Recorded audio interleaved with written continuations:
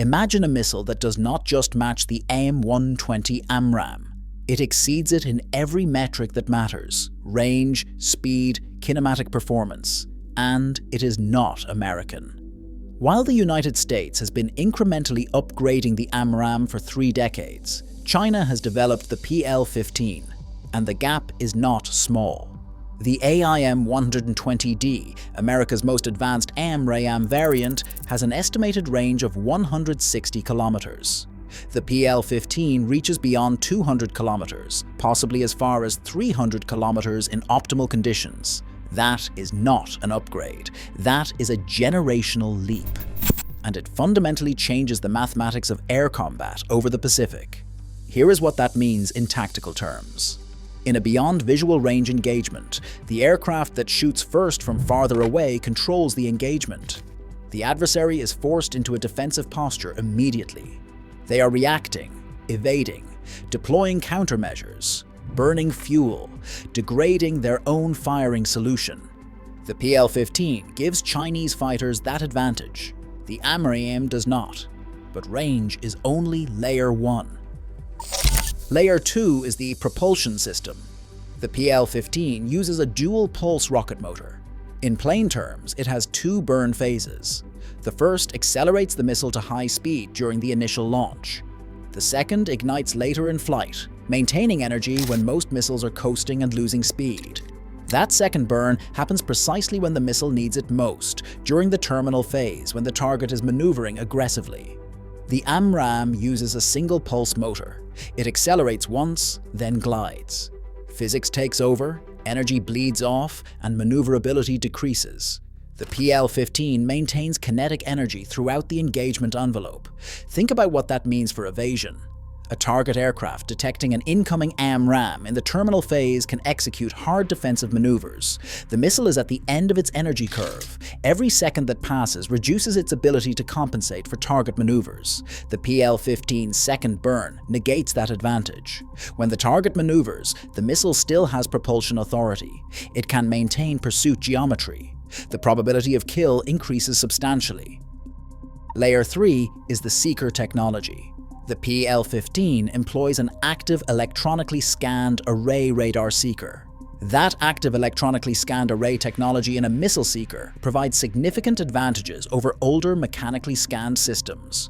Higher resistance to jamming, better tracking against low observable targets, multiple target engagement capability, the ability to operate in contested electromagnetic environments.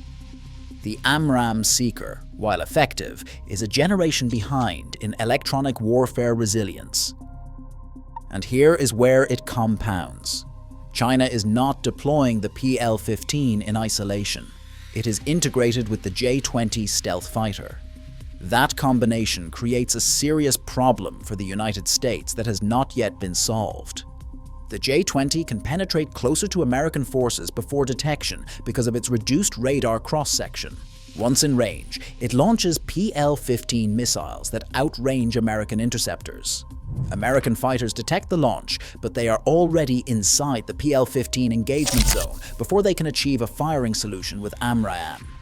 The tactical geometry is brutal. The J-20 shoots first from farther away, while presenting a smaller target. American pilots are forced to defend before they can attack. They burn fuel in defensive maneuvers. They launch countermeasures. They break radar lock to defeat incoming missiles. All the while, Chinese fighters maintain the offensive initiative. Let me show you why the numbers matter. In contested airspace over the Taiwan Strait or the South China Sea, every kilometer of range translates directly to battle space control. If Chinese fighters can engage American aircraft from 300 kilometers, while American missiles are effective to 160 kilometers, there is a 140-kilometer zone where Chinese aircraft can shoot without being shot at. That is not a minor tactical disadvantage. That is a strategic problem. The United States recognizes this. The Air Force has been developing the AIM-260 Joint Advanced Tactical Missile specifically to counter the PL-15. But the Joint Advanced Tactical Missile is still in development. Initial operational capability is not expected until 2026 or 2027. The PL-15 entered service with the People's Liberation Army Air Force in 2015. That is a decade-long window where Chinese fighters have possessed a superior beyond visual range weapon. Read that again. A decade. During that period, the balance of air superiority over the Western Pacific has shifted. Not because American pilots lack skill, not because American aircraft are inferior, but because the weapon system that determines the outcome of beyond visual range engagements favors the adversary. And it gets worse. China is not static. They are developing the PL-17, an even longer-range air-to-air missile designed specifically to target high-value assets like tankers and AWACS aircraft. Estimated range exceeds 400 kilometers. The targeting logic is strategic. American fighter operations in the Pacific depend on aerial refueling. Tankers orbit at standoff distances, extending the range and persistence of fighter patrols. If those tankers are threatened by missiles with 400-kilometer range, they must operate farther from the battlefield. That reduces fighter effectiveness. Mission time decreases. Response time increases. The operational radius of American air power contracts. The same applies to AWACS. Airborne early warning aircraft are force multipliers. They provide situational awareness, coordinate fighter intercepts, and manage battle space deconfliction. They are also large, relatively slow, and emit powerful radar signatures. They are ideal targets for long-range missiles. If AWACS aircraft must retreat beyond 400 kilometers to survive, their effectiveness in managing close-range air combat diminishes. The network-centric warfare advantage the United States relies on erodes. Here is the brutal part. The United States cannot simply build more AMRAAMs to compensate. This is not a quantity problem. It is a capability gap. Launching 2 missiles with a range of 160 kilometers does not equal 1 missile with a range of 300 kilometers. The physics does not work that way. The target remains outside your engagement envelope regardless of how many missiles you carry. The IM-260 is designed to close this gap. The program is highly classified, but available information suggests it will match or exceed the PL-15 range. The missile is engineered to fit within the same form factor as the AMRAAM, allowing compatibility with existing launch platforms without modifications.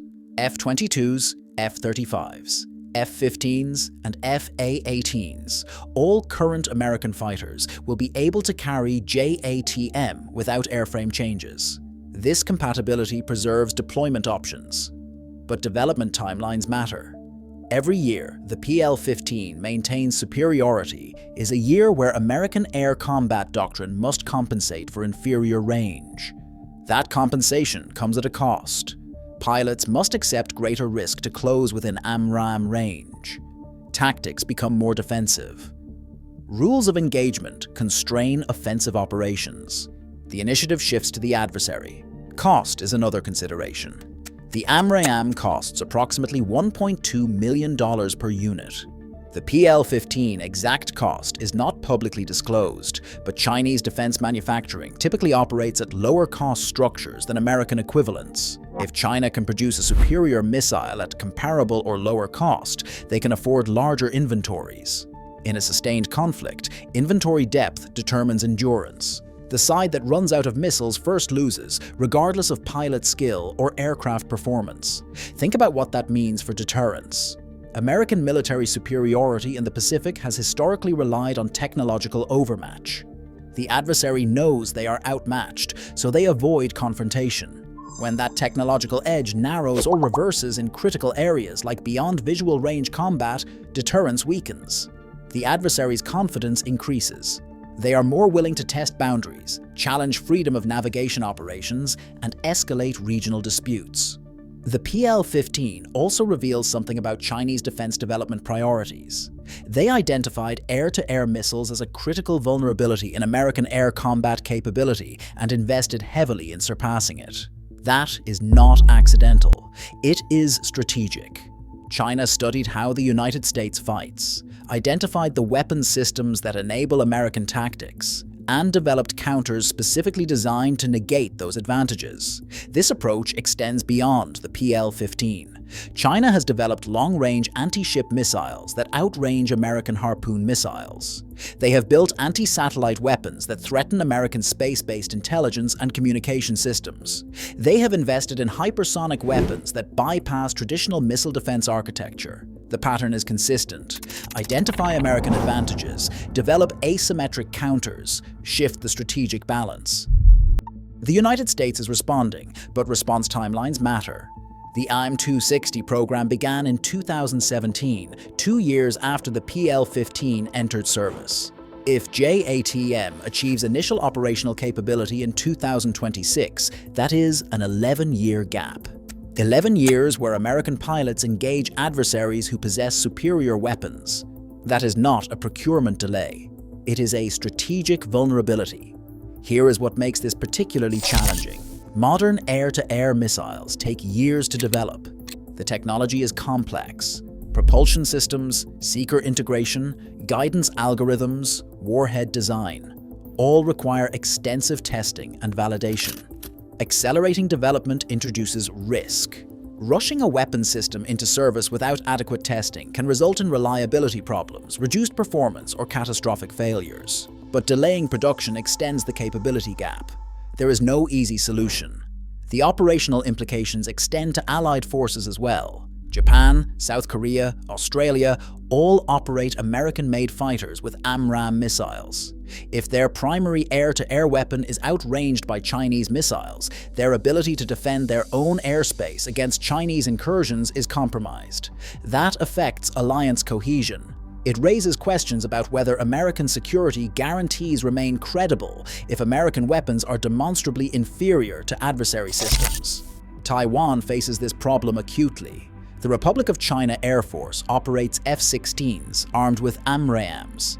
In a cross-strait conflict, Taiwanese fighters would face PLA AFJ-20s and J-16s carrying PL-15s. The range disadvantage forces Taiwanese pilots into defensive engagements from the first moment of contact. They cannot establish air superiority. They cannot protect ground forces or naval assets.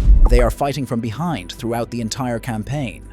The United States has provided Taiwan with F-16V upgrades and additional AMRAAM stocks, but those measures do not address the fundamental capability gap.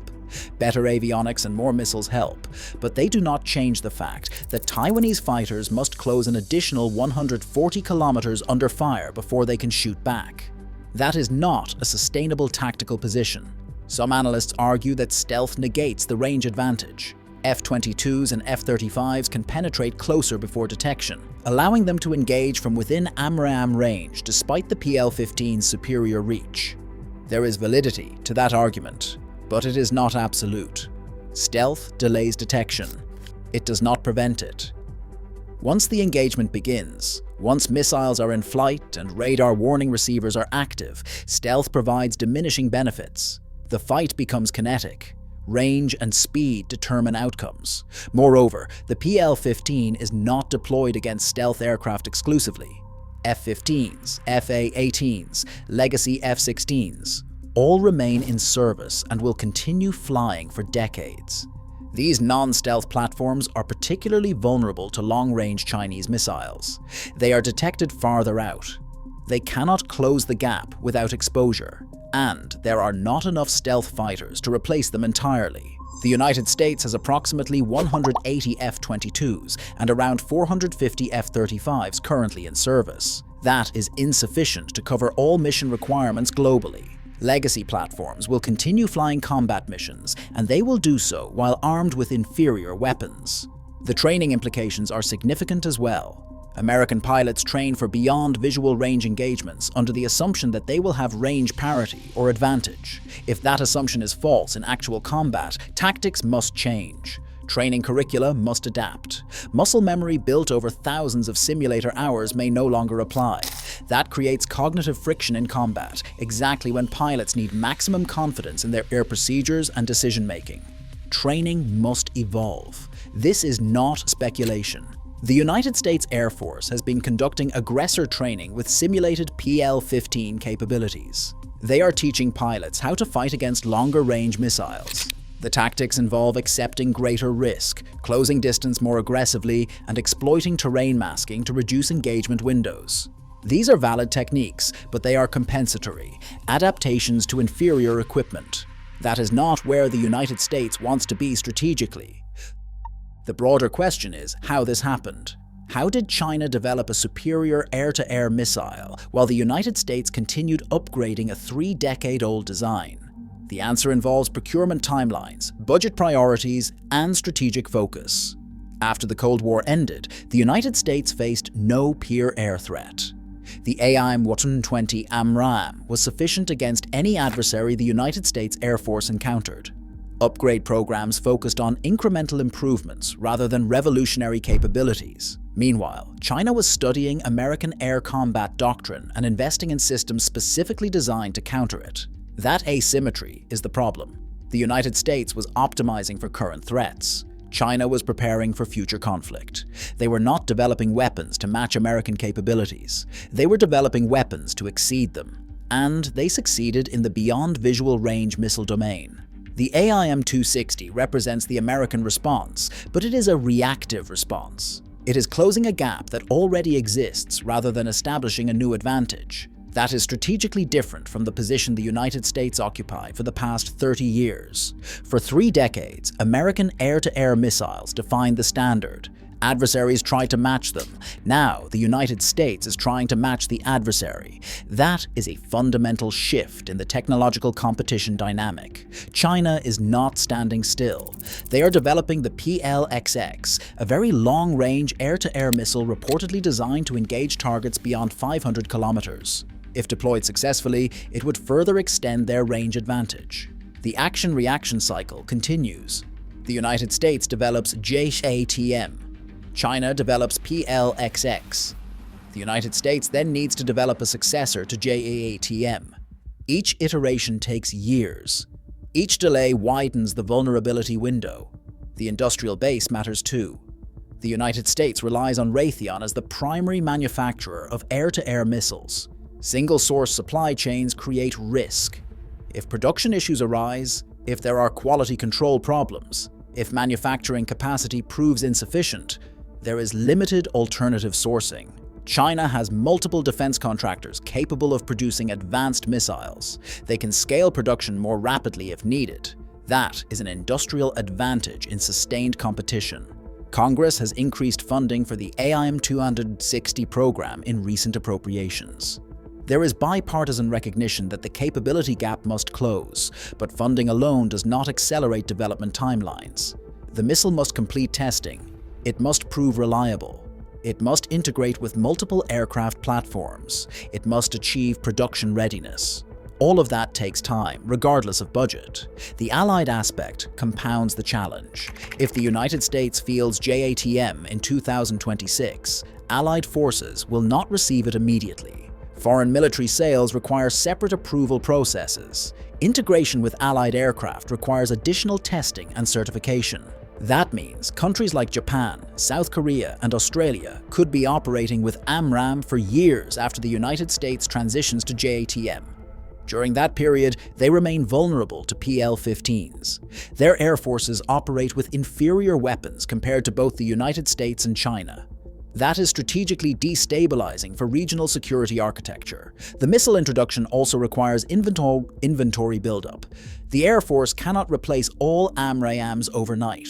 Production rates determine transition timelines. If JATM production is 500 missiles per year and the Air Force needs 5,000 missiles to fully equip its combat force, that is a 10-year transition. During that decade, mixed inventories mean some aircraft carry JATM while others carry AMRAAM. That creates tactical complications. Mission planners must account for which aircraft carry which missiles. Engagement ranges vary by loadout. Doctrine becomes more complex. None of this is insurmountable.